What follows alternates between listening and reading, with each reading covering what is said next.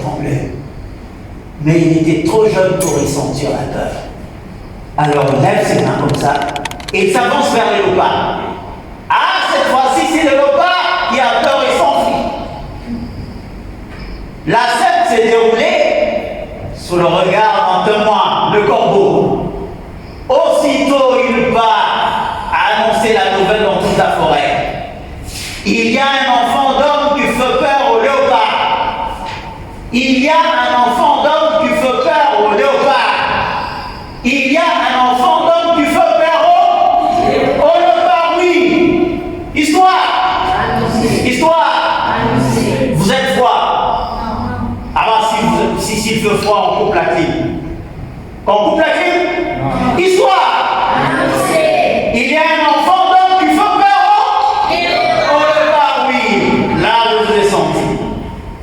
Alors les animaux, tous sont venus. Ils ont entouré l'enfant. Et l'admiré.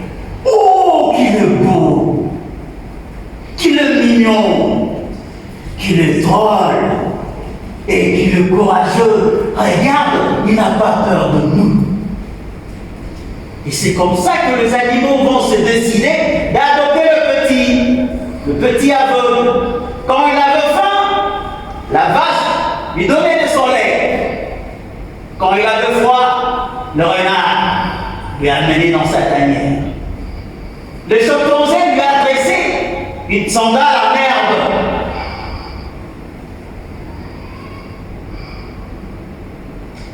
Les animaux s'arrangeaient pour que l'enfant ne manque de rien. Mais un jour, l'enfant est parti voir le perroquet. Il a dit au perroquet, « Perroquet, apprends-moi comment tu chantes. » Le perroquet a beau Dieu essayer, mais n'a pas pu. Vous savez, la voix humaine est loin de faire le tri d'un oiseau. Alors le petit était triste. Triste de ne pas savoir chanter comme le perroquet. Alors le chimpanzé a eu une idée. Il a pris une boîte comme celle-ci, a placé de la main justement comme vous voyez là, et en les frappant, il y avait le son.